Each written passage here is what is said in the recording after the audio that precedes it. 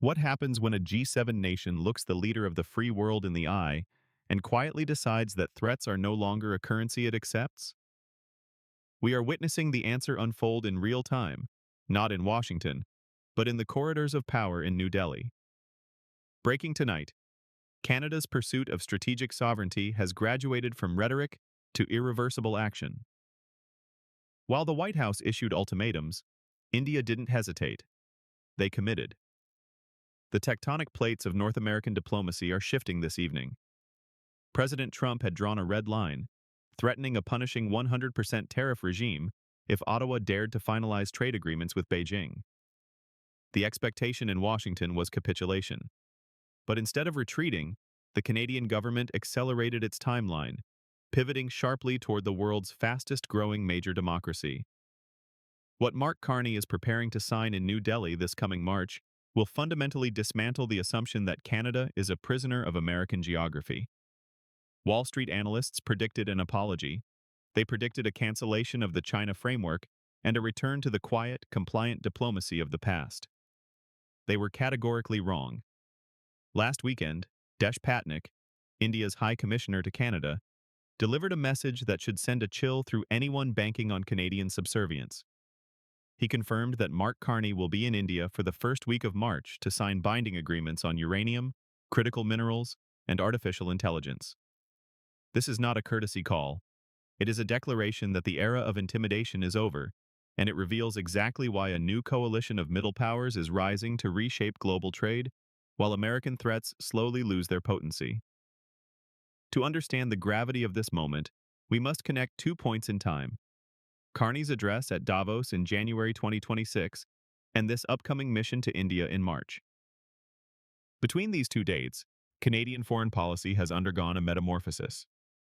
The American administration pushed too hard, and instead of breaking, Ottawa calcified its resolve. In India, a patient and strategic superpower in waiting saw an opening and became the partner that nations tired of American volatility now call first. Let's re-examine the catalyst. At Davos, Mark Carney stood before the architects of the global economy and did the unthinkable. He told them the truth. He received a standing ovation not for platitudes, but for the stark admission that the rules-based order of the 20th century is dead. His thesis was simple. Middle powers like Canada can no longer wait for a hegemon that has lost its way. They must build a fairer, functional architecture themselves. The speech went viral because it gave voice to the silent majority of the international community. It was the "emperor has no clothes" moment. American reliability is a depreciating asset, and the vacuum must be filled by new leadership.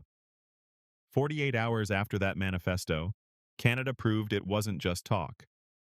Ottawa announced a landmark agreement with China, slashing tariffs on electric vehicles and canola to unlock $7 billion in new export potential.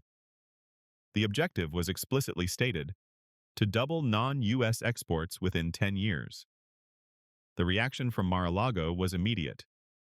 President Trump threatened to effectively seal the border with 100% tariffs if the deal stood. This was the test. And Carney didn't blink. His response was a masterclass in technocratic defiance. Canada respects every letter of the USMCA, specifically the clauses regarding free trade with non-market economies, but bilateral tariff reductions on specific commodities are entirely legal and sovereign decisions. Then, to underscore the point that Ottawa is no longer asking for permission, he confirmed the India itinerary. This is the move that terrifies the isolationists. Canada is not just trading with a rival, it is building a fortress of alternatives. Let's dissect what is actually on the table in New Delhi, because this is not a photo op. This is the construction of a strategic lifeline. First and foremost is energy. Canada and India are finalizing a 10-year, $2.8 billion uranium supply contract. Do not underestimate the scale of this. This is a decade-long marriage of convenience that positions Canada as the primary fuel source for India's massive civilian nuclear expansion. Tim Hodgson, Canada's energy minister, is currently on the ground in India, laying the concrete for Carney's arrival. His language has been precise and revealing. When pressed on the optics of the uranium deal, Hodgson stated, Canada is prepared to sell uranium under the Nuclear Cooperation Agreement, provided IAEA safeguards are met.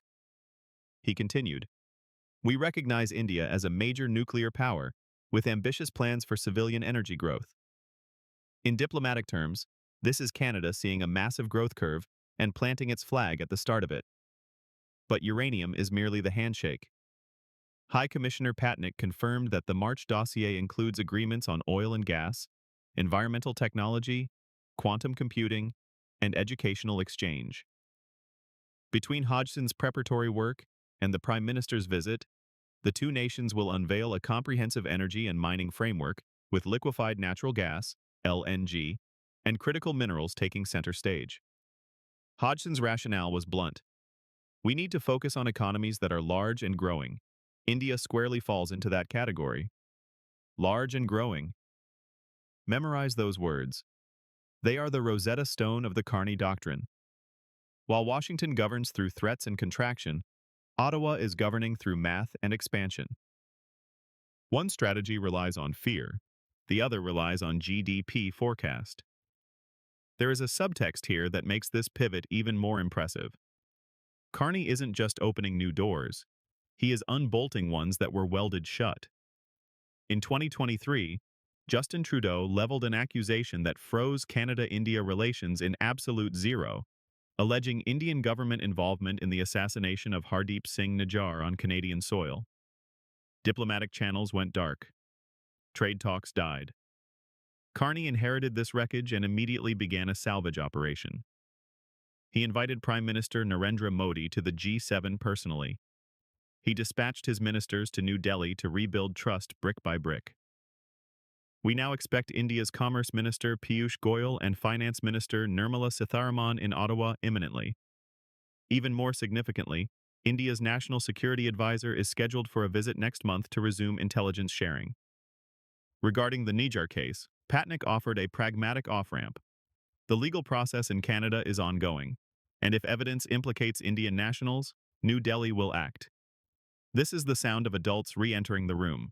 It is the practice of compartmentalization, allowing legal systems to resolve specific disputes while ensuring that the broader strategic relationship survives.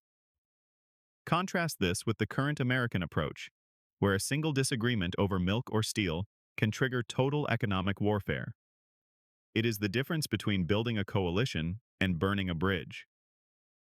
Now we arrive at the transformational element. Canada and India are launching formal negotiations for a Comprehensive Economic Partnership Agreement, CEPA, in March. This isn't just a restart, it is an acceleration. Patnick indicated that a full pact could be signed within 12 months of the launch. In the glacial world of trade diplomacy, that is light speed. It signals a shared desperation to secure economic lifeboats. Both nations are moving with what Patnick described as a sense of urgency to insulate themselves from the collateral damage of U.S. protectionism. His assessment of the global landscape was searing. We are living in a world where the natural rules-based order, which gave certainty, is not functioning. We should work together to have an agreement that protects us from the vagaries of the international order. The vagaries of the international order.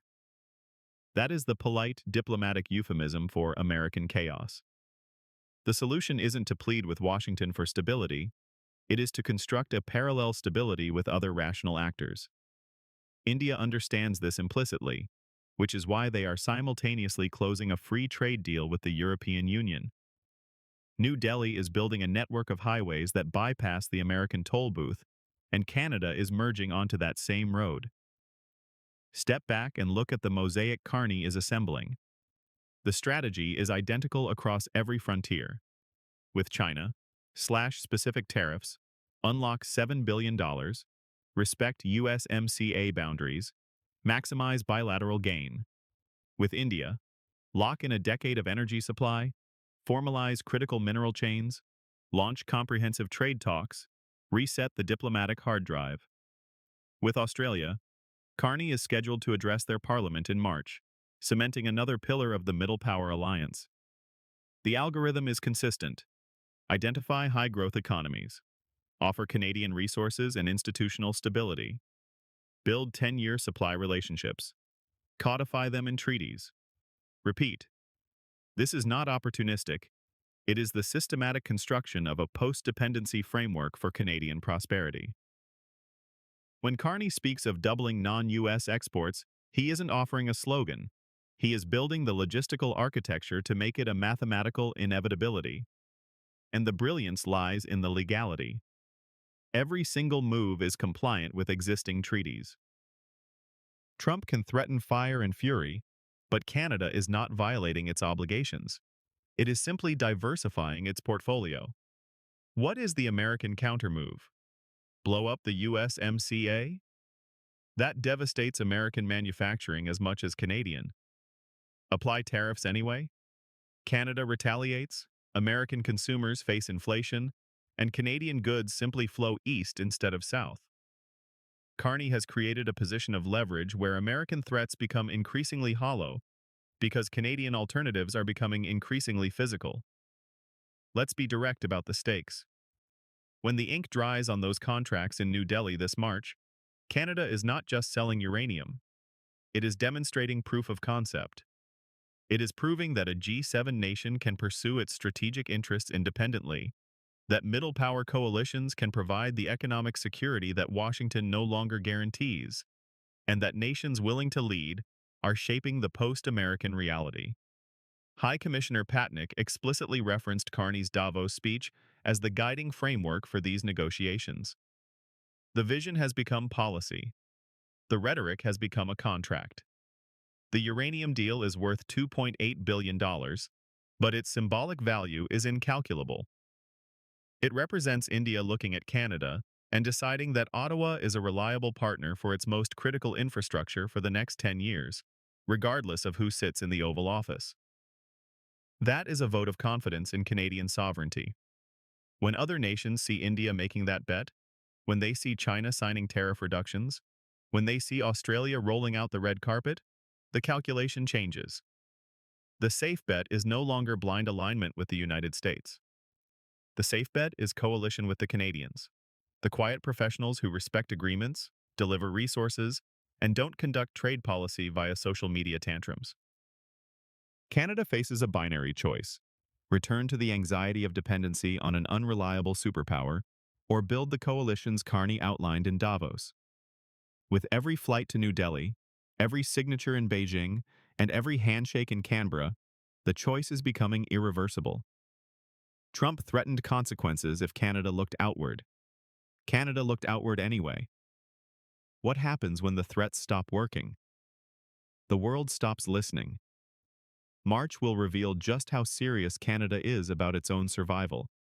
Not through speeches, but through signatures. Through uranium and lithium and data. The old order is finished. Carney said it himself. But something new is replacing it. And if you look closely at the axis forming between Ottawa and New Delhi, you can see the blueprint.